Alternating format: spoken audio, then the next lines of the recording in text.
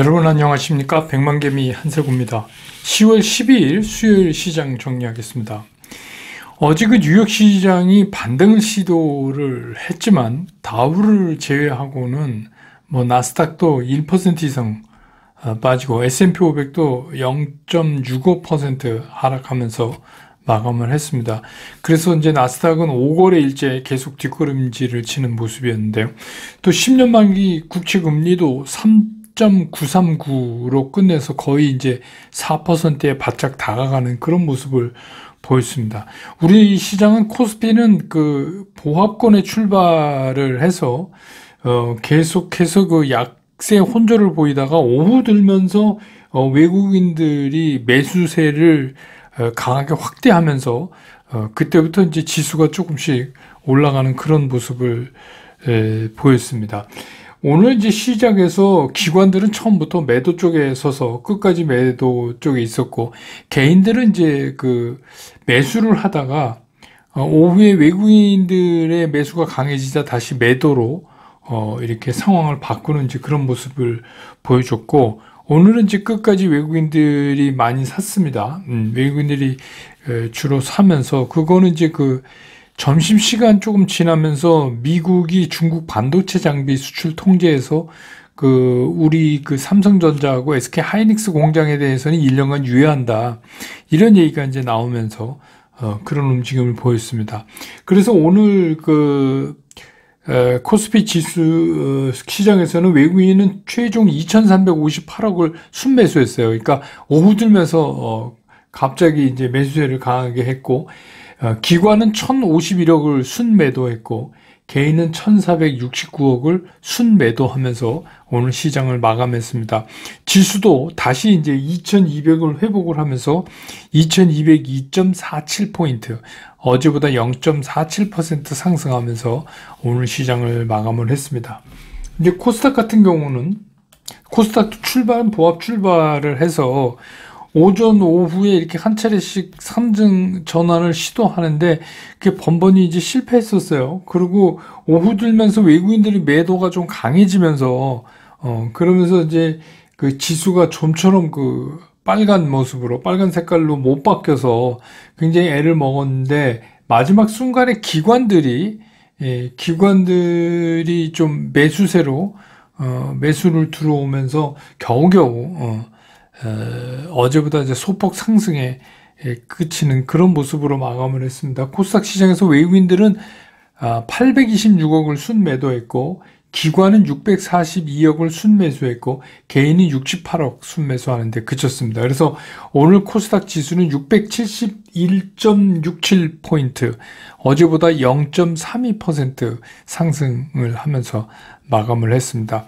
환율은 오늘 1,424원 90전에 끝났네요.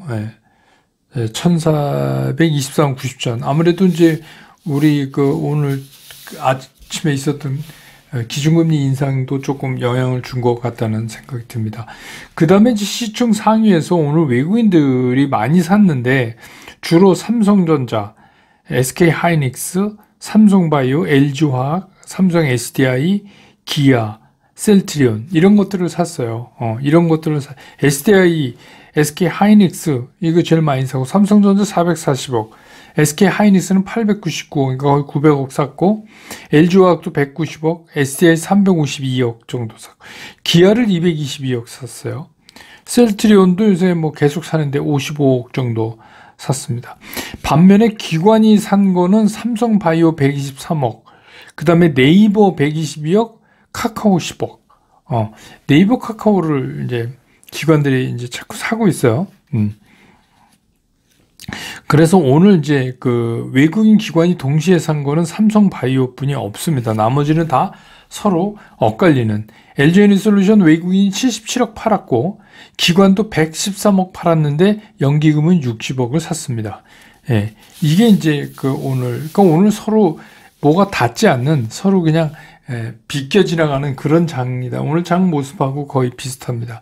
그 다음에 오늘 이제 특별하게 갑자기 전기자전거, 폐배터리 관련 이런 것들이 움직인 게, 여러분 아시죠? 우리 많이 아는 브랜드죠. 알톤 스포츠. 이제 전기차 폐배터리 사업에 진출한다는 얘기 때문에 그 기대로 이게 이제 그 앞장서서 이끌었고, 또 삼천리 자전거도 우리가 많이 아는 자전거 브랜드죠. 이제 자전거나 전기 자전거 이런 거 매출 증가가 예상된다. 그래서 오늘 이제 좀 올랐고, 그 다음에 이제 우크라이나 재건 관련해서 또 관련주하고 건설기계 쪽이 많이 움직였어요. 이건 러시아가 푸틴 바이든 그 정상회담 제안이 오면 수락 고려를 검토하겠다. 이게 되게 좀 하도 우리가 기다리니까 그런데 어떻게 보면 뭐 말이 안 되는 것 같고, 바이든은 뭐 별 정상회담 할 생각이 없는 것 같은데 러시아 측에서 그렇게 얘기한 겁니다.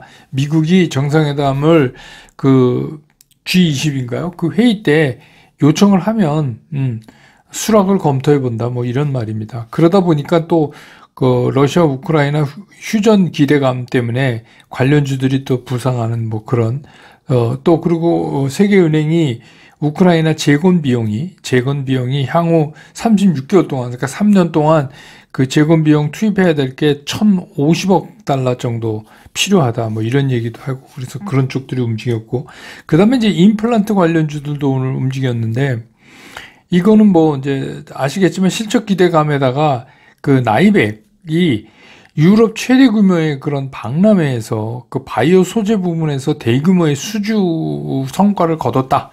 이러면서 이제 이게 전해지면서 이쪽에 불을 땡겼습니다. 이게 뭐 여러분 알지만 그 나이백 우리가 왜 그 임플란트 그런 거 할 때 치조골이 이렇게 상해서 없는 분들은 거기다가 이제 골 재생시키는 그걸 하잖아요. 그 바이오 소재를 얘기하는 겁니다. 예.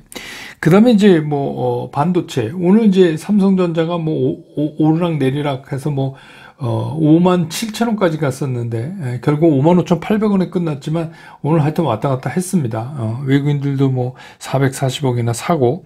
그런데 어제 이제 마이크론 테크놀로지가 다른 쪽, 하이테크 쪽이 다 무너지는데도 불구하고 혼자서 4.53% 상승을 했잖아요. 이거는 이제 중국 관련이 가장 적어서. 그래서 이제 그 영향으로, 오늘 이제 아침부터 외국인들이 삼성전자, SK 하이닉스 사고 있었어요. 그러다가 중간에 이제 좀, 힘이 약해졌는데, 점심때쯤 이제 제가 보내드렸지만 뉴스, 미국에서 삼성전자 SK 하이닉스의 중국 공장으로 나가는 반도체 장비는 1년 동안 수출 통제하지 않는다. 특별한 검사 없이 그냥 나간다. 이제 이렇게 1년 유예를 해줘서, 그러고 나서 이제 또 그쪽이 좀 강하게 밀어붙이는 그런 모습이었고, 아시지만 이제 우리나라 금리가 오늘 이제 하는 금통위에서 2.5%에서 3%로 50bp 움직였죠. 그래서 이제 이게 이렇게 강하게 이제 올린 게 10년 만에 3%가 된 게 처음이다. 이제 이렇게 뭐 뉴스 나오고 그러는데, 아무래도 환율은 그 덕을 좀 본 것 같은데, 그래도 미국이 이제 다음 달에 75bp 올리면 1%포인트 차이가 납니다. 미국하고 금리 차이가. 이게 이제 쉽게 해결이 좀 될 것 같지가 않고요. 예. 그리고 이제 뭐 개별 종목으로 삼성 바이오 같은 거는 뉴스 보셨지만 제4공장이 가동돼서 글로벌 CMO 시장에서 30% 정도의 쉐어를, 생산 능력을 차지한다. 뭐 이런 거, 상공장이 오늘부터 이제 가동이 됐죠. 그거에 힘입어서 오늘 2.24%나 이렇게 올랐습니다. 그래서 오늘 시장을 뭐 정리하면 아무래도 이제부터예요. 이제부터 이제 13일, 현지 시간으로 13일서부터 시작해서 이게 계속해서 이제 주 후반에 주요 이슈들이 이제 CPI, 그 다음 PPI 막 계속 발표될 거고, 아무래도 이제 그때를 기다리면서 시장이 제한적인 움직임을 할 수밖에 없는 그런 시장이었다. 이렇게 볼 수 있겠습니다.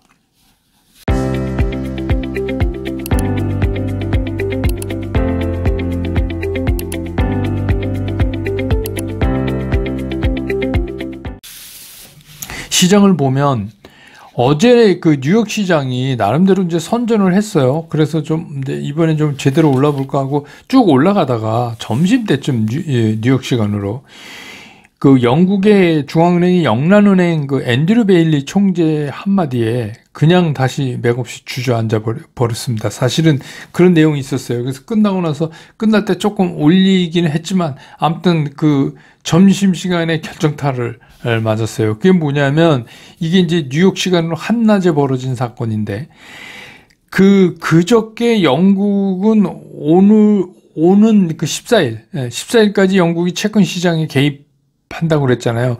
그거 이제 종료를 앞두고 있으니까 상당히 불안했거든요. 그리고 또 이제 뭐 그동안 영국이 그 채권 시장에 개입하는 그런 강도가 그냥 미적미적하는 것 같은 느낌을 줘갖고 그러다가 이제 영국의 그 물가 연동채 10년 물자리를 매입한다 해서 잠시 좀 분위기가 시장에서 좀 호응을 받는 그런 걸 얻었었는데 어제 이제 미국 시간 어제 한낮에 그 베일리 그 영란은행 총재가 국채 매입 기간은 예정대로 14일 종료한다. 그리고 연장 없다. 얄짤 없다. 이 얘기를 이제 딱 한 거예요. 그런데다가 이제 그렇게 되면 어떻게 돼요? 금리가 뛰니까 장기채를 보유하고 있는 연기금이나 각종 펀드들이 이제 골치 아파지게 생겼잖아요. 그 펀드들에게도 또 한마디를 했어요. 당신들에게 주어진 날짜는 4월뿐이 없다. 이거 되게 직격탄을 날린 거잖아요. 얼마나 무서웠겠어요. 그 얘기를 지금 이 영국 총리하고 베일리 총재하고는 약간 결이 다릅니다. 긴축 완화에 대한 거가 서로 지금 조금 다른 걸 우리가 느낄 수 있죠. 그래서 결국 이제 긴축 쪽을 택하는 얘기가, 근데 그거는, 영국의 이제 그 실업률이 3.5%예요. 이게 1973년 이래로 최저랍니다. 그러니까 일단 믿는 구석이 있는 거죠. 베일리 총재도. 미국의 연준처럼. 그래서 14일 날 채권 시장 개입 끝나면 국물도 없다. 이 얘기를 한 거예요. 이 얘기를 하니까 그냥 이제 그 영국 그 중앙은행 총재 입장에서는 나는 긴축으로 이거 가야지 된다. 이렇지 않으면 큰일 난다. 이렇게 이제 얘기를 하는 거예요. 그러니까 이제 그냥 한낮에 미국 시장이 거의 우리 왜 놀이공원 가면 뭐 이렇게 가다가 푹 떨어지는 거 있잖아요. 그런 것처럼 툭, 어제 그래프 한번 보세요. 그냥 툭 하고 떨어져 버렸어요. 그리고 이제 미국 10년 그 국채는 또, 4% 거의 가까이, 3.939, 이렇게 해서 딱 갖다 붙이고 뭐 이렇게 됐어요. 그러니 이제 기쁜 마음으로 퇴근하고 막 집에 갔던 그 영국의 뭐 채권 트레이더 뭐 그런 뭐 브로커들 펀드에 관련된 매니저들 이런 사람들은 어저께 이제 런던에 잠 못 드는 밤을 보냈을 것 같은데 그랬을 것 같아요. 이거 굉장히 충격적인 얘기가 나왔으니까 그러니까 이제 더더욱 시장이 우리는 이제 내일 저녁 늦게 한 9시 반? 에서 10시 사이에 이제 알게 될 것 같은데, 그거 되면 제가 그냥 커뮤니티에 달아드릴게요. 근데 CPI가 이제 웬만큼 나오지 않고서는, 그러니까 뭐 아주, 7.9에서 8.1 사이 이런 거 말고, 그냥 현저하게 떨어지지 않는다면, 연준 입장에서도 이게 어설프게 다음 달에 75bp 인상을 철회할 그래서 그거를 50bp로 간다 이럴 가능성은 상당히 적다 이렇게 판단하는 게 맞을 것 같아요. 왜냐하면 그럴 거면 처음부터 시작도 안 했고, 지금 이거 가다가 멈출 수도 없어요, 사실. 멈추는 게 더 큰일이죠, 나중에. 근데 이제, 그 연준이 이거를 긴축을 시작할 때 인플레이션하고 전쟁을 벌인다고까지 얘기를 했는데 이게 무슨 9월에 CPI가 생각보다 예를 들어서 7.8 나왔다 이렇다고 해서 그거 한 번을 보고 금리 인상 속도를 완만하게 하는 그런 이제 그 긴축 브레이크를 그냥 탁 밟아버릴 거라고는 생각할 수 없다. 그게 제 생각이에요. 그러니까 아주 현저한 그리고 충격적인 금융 시스템에 어떤 크랙이 인지되거나 아주 심각한 상황이 발생하지 않는 한 일단은 간다. 언제까지? 연말까지. 연말까지 애초에 기획했던 대로 그냥 금리를 가져간다. 이제 저는 이렇게 생각하는 거예요. 그래서 여러분 아시지만 그 선임 그 연준 의장했던 그 버냉키가 노벨 그 경제학상인가요? 예. 그 수상을 했는데 노벨상을 받는데 뭐 제롬 파월이 뭐 이두저도 아닌 인제 와서 정책을 해서 인플레마저 못한다면, 왜냐하면 이게 인플레를 인지하고 그거에 대한 위험을 느끼고 하는 건 늦었잖아요. 그거는 뭐 공경하는 사실 아니에요. 연준이 좀 느려 터져서 그랬다 그런 말까지 이제 나오는데, 뭐 이제 그런데 지금 와서 또 인플레 잡겠다고 막 긴축하다가 여기서 탁 늦춘다? 이거는 이제 뭐 못할 거예요. 저는 이제 못한다고 봐요. 그래서 파월 의장이 무슨 아서번스라고 여러분 아시죠? 제가 이제 그 칼럼니스트에서 썼던 그 닉슨 때, 그래갖고 너무나 빨리 금리를 인상을 멈추고 또 금리를 떨어뜨리는 바람에 미국이 10년 인플레이션으로 들어가는, 그래서 아주 능력 없는 대표적인 연준 의장으로 이제 여러 사람 입에 회자되는데, 그런 연준 의장이 되기는 싫을 거예요. 파월도. 그러니까 제가 보기엔 어쨌든 간 CPI가 어떻게 나오건 연말까지는 그대로 간다. 이게 이제 맞는 거다. 그러니까 우리는 시장을 볼 때 그 정도 각오로 시장을 보는 게 맞지 않느냐. 저는 이제 이런 생각을 하는 거죠. 그런 자세로 우리가 시장을 봐야지 조금 움직이는 거에 이럴까 이러다 보면 지금 이 시장에서 실수할 게 확률이 크다 이런 거예요. 그래서 지금 시장은 온통 악재가, 그러니까 이게 어떻게 보면 좋은 거예요, 여러분. 이렇게 악재가 다 쏟아져야 그래야 이제 그 다음에 편해요. 그래서 이제 악재가 이제 더 없을까? 이제 이번 주 지나면 이제 악재가 조금 얘기가 달라지죠. 악재가 아니라 이제 실적을 가지고, 실적이 나쁜 놈은 철저하게 밟힐 거고 실적이 좋은 애들만 이제 갈 거란 말이에요. 그러니까 이제 여러분 알지만 꿈의 주식들, 그런 것들은 되게 힘들 가능성이 있죠. 그러니까 앞으로 뭐 이렇게 해서 이렇게 된대더라 하는 그 되는 미래 가치를 땡겨와서 주가에 반영시켰던, 미래 가치를 많이 땡겨와서, 그러니까 주가라는 건 항상 우리가 밸류에이션 할 때 실질 가치와 미래 가치를 섞잖아요. 근데 이제 미래 가치 부분을 많이 섞었던 꿈의 주식들은 앞으로 고전할 가능성이 상당히 있다는 걸 여러분이 이제 알아채셔야 돼요. 이게 금리가 이제 이렇게 오르면 우리도 이제 올라서 걱정이죠. 영끌족 이거 어떡하나 이제 걱정입니다. 그래서 어쨌든 간 지금은 그런 상황이니까 우리도 이제 보수적인 자세를 기본적으로 깔고 시장을 바라봐야 된다, 이런 말씀을 드리고, 이게 또 어떻게 보면 주식 조금 투자해서 뭐 한다 그래서 맨날 100만 개면 틀어보면 뭐 세계 경제를 다 알아야 되는 것 같고, 골치 아프고, 무슨 영란은행 총재가 뭔 말을 한 게 나랑 무슨 상관이 있는데, 뭐 상관이 없다고 보면 없지만 또 그렇지도 않아요, 지금은. 그래서 이런 푸념하시는 분도 계시겠지만, 뭐 이제 알아둬서 나쁠 건 없다, 이렇게 생각하시면 또 편해지실 수도 있고, 또 주식 투자를 그냥 맨날 누구 이렇게 귀동냥해서 누가 뭐 사래, 어떤 사람이 얘기했는데 뭐 사면 대박 난대, 뭐 이렇게 해서 그러거나 한계 기업이나 작전주 쫓아다니고 뭐 이러는 거 말고 진짜 공부하면서 제대로 해서 한 10년 이상 하시면요, 그 웬만한 우리나라 경제 정책에 대해서도 아주 날카로운 의견을 내실 수 있는 그런 경지에 오르신단 말이에요. 그러면 시장도 잘 보여요. 시장에 대해서 자기 주관이 이제 생기기 시작하는 거예요. 누가 어땠다 이런 게 아니라, 지금 이런 일 이러면 이건 죽었다 깨도 안 되는 시장이구나.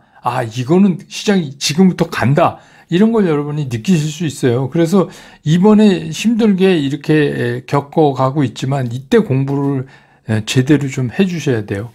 해두시면 저게 무슨 소리고 이런 영향을 미치는가, 뭐 알아서 나쁠 거 없지 않습니까? 많이 한다고 세금 받는 거 아니니까 그렇게 하셔서 시장도 더 잘 볼 수 있고, 그래서 이게 어떻게 보면 공부해 나가는 과정이다, 이렇게 생각하시면 조금 시간 여행하실 때 좀 여유로우시지 않을까, 이런 생각이 듭니다.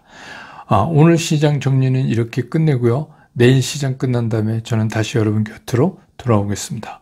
여러분 고맙습니다.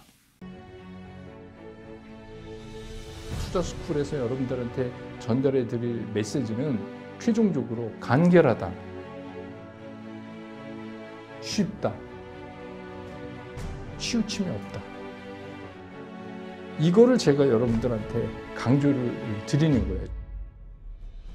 저는 앞으로 이제 여러분들과 함께 이렇게 하려고 합니다. 여러분과 함께 성공 투자로 갈 수 있으면 좋겠습니다.